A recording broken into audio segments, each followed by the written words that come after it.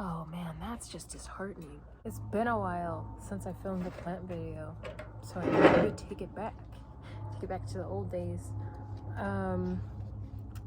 So right here I have a cluster of little Philodendron Birkins, and I know these were popular like a year ago. Well, sheesh, like a year and a half ago. And I never was able to get one for a decent price. So I just found this little guy. I think there's 1, 2, 3, 4. There is 4 little Birkins in this pot. So we're gonna go ahead. We're just gonna remove this from the pot. And I am separating all of these today because this soil is straight trash. I can already see roots that started to rot, so this has to go ASAP. There's no letting this plant acclimate, none of that. This soil has to go. So I just use a few tools. I have this mini shovel. I just use it for this point. I might not even need this. A brush to really, if you need to get in and get some dirt out from between roots, or if anything gets stuck in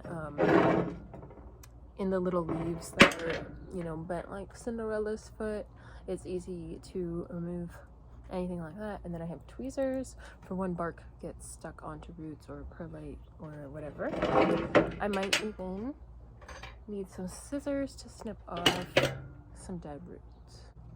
So we're gonna go ahead and get to work. I'm probably gonna fast forward this part.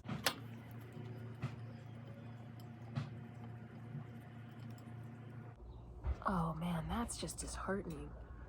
Look at like that root's completely dead. It's like brown. It's so mushy.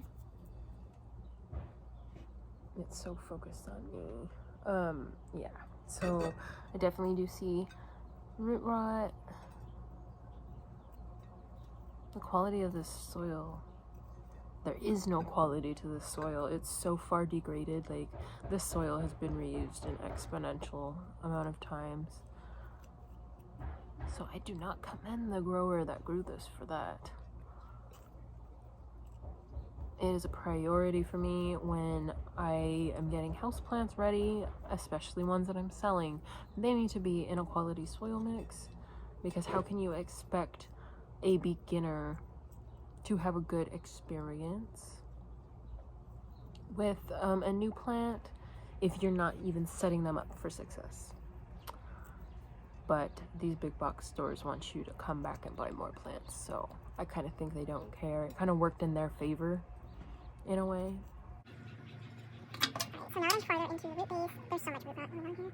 This is how I further remove soil from a healthier collection of roots towards the center. Like, all the edge roots were rotted. Yep, so this paintbrush is dedicated just for this repotting and anything plant related. Luckily, we have a nice aerial root that's very healthy. Well, I wouldn't say very. It's moderately healthy. It's very healthy compared to the rest of these roots.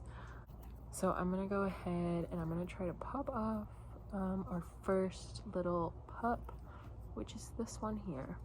So you want to start at the edge and work your way in rather than just getting in there.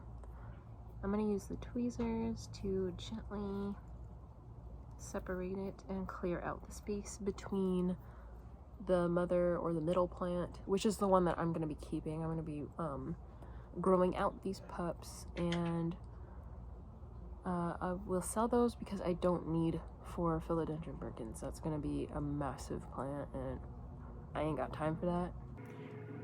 I don't have time to repot that. That's gonna need to be repotted pretty freaking often. So all the little babies are going to be propagated in sphagnum moss.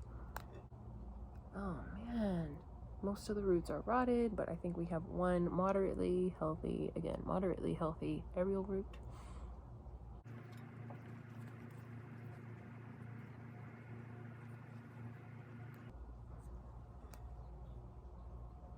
Oof. Yeah, these are different going into sphagnum moss. from one of these, which one I want to keep because they're about the same size. Probably gonna personally keep whichever one has the healthiest root system as the personal plant for me, and then I'll rehab the other one. So I'm pretty much just letting gravity untangle these roots itself. By moving the plants in different positions, it will allow different pieces to become loose. That way you can preserve the most roots possible.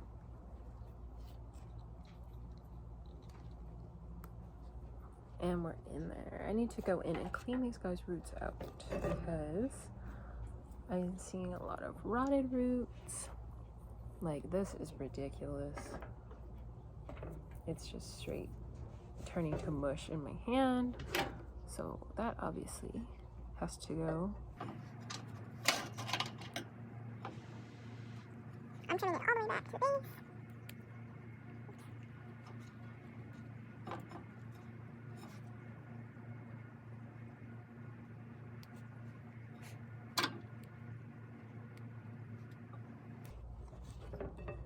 Man, I might even have to put the one that I'm keeping in swag. Like, this has to be completely rehabbed. Which is really disappointing considering that I spent $14.99 on this. I'm actually gonna take a picture of how rotted these roots are. Oh man, I have it on video right here. This is absolutely ridiculous. I'm not even done cleaning these off yet, but I'm gonna show you how little roots are left after I trim everything that's rotten away. I'm like really kind of upset right now because I thought this plant was going to be in much better condition than this.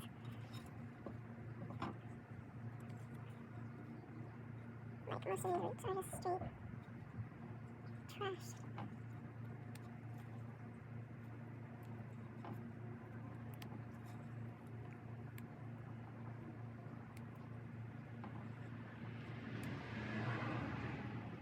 I'm just want to be really careful to not cut any live roots up either. But these are just completely hanging on my threads.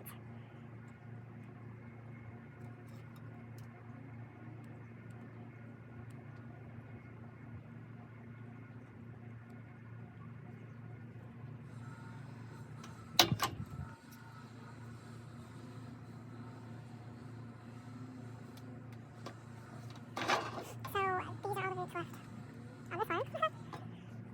This one actually looks to have a better root system on it. There's not as much that's just hanging.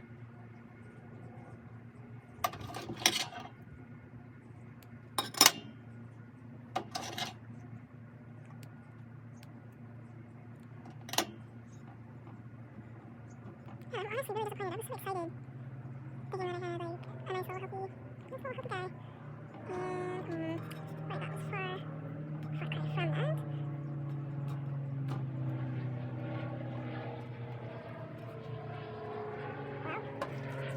cry from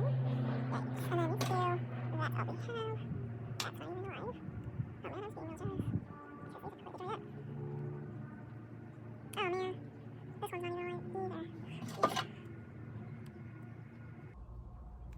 Okay, after a closer inspection, this is what we are left with. I'm gonna grab all of the rotted roots.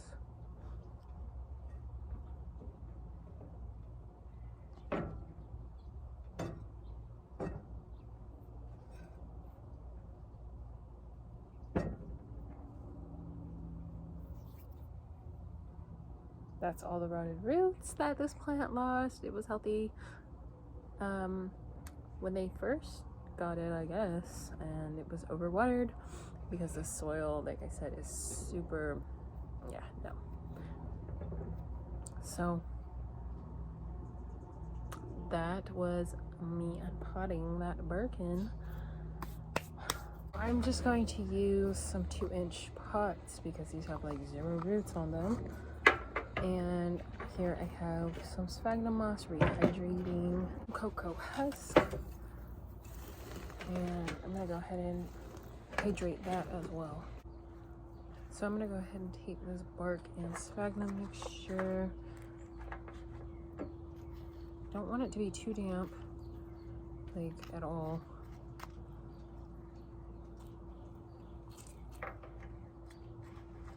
Just because these guys are a little fragile right now. We're gonna get these guys all grown up and ready for new homes.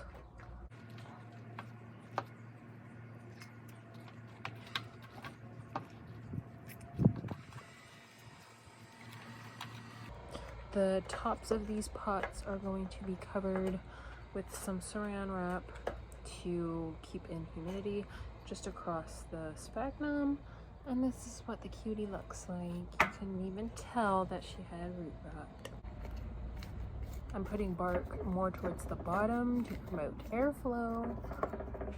And then you want to concentrate the sphagnum and the actual husk fibers. You want to concentrate those around the root base.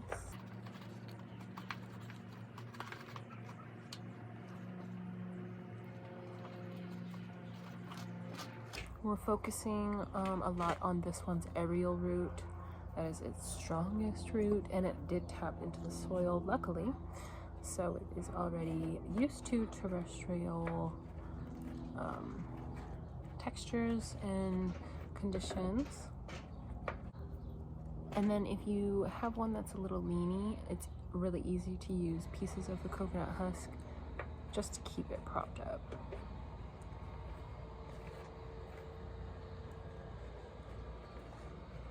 Just to keep them propped up until they can hold their own weight. So I know this one is not centered, but I wanted to center the aerial root so that it had more room to spread out and grow.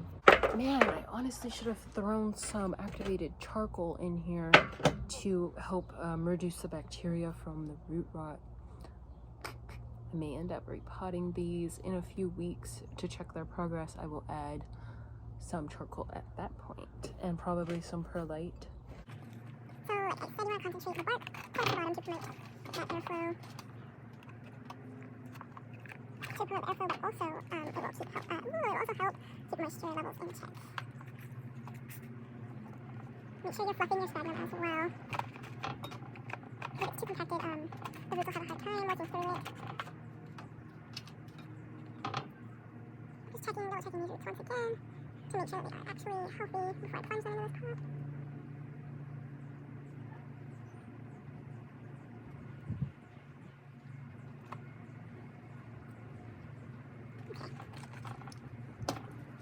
This one's also working mostly off of aerial roots as well.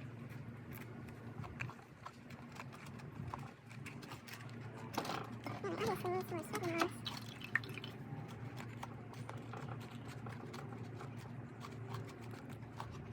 Discovered I'm out of sphagnum, so I'm gonna go ahead and just do this is mostly cocoa coir bark and fiber with a bit of the actual cocoa coir substrate, like actual fine granules. As you can see, it's very chunky. I think that's gonna be a good option for this guy anyways. So you want to, like I said, concentrate the bark at the bottom, and then you want to use more of the fiber towards the center to encourage that root growth, and then you can use more bark towards the top to actually stabilize the plant. Make sure you are wringing out.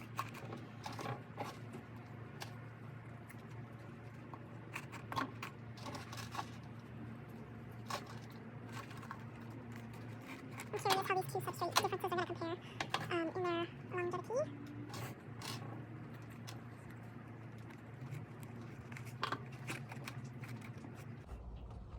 Okay, and that is all of them potted up. So I am starting to get back into propagating and selling, so I will definitely let you guys know when my Etsy is up and running at full potential again. I did have to take a break because if you go back and look at my last video, I'm having some health issues right now, so I'm stuck in the house. And that has given me the motivation to get back with my hands dirty and, you know, get some work done. The plants are still gonna be a part of this channel if you were getting worried. My health journey is gonna be a part of this channel. Lifestyle and diet. I'm sure there's going to be some dog care videos as well. Home decor, thrifting, just living your best Southern California life.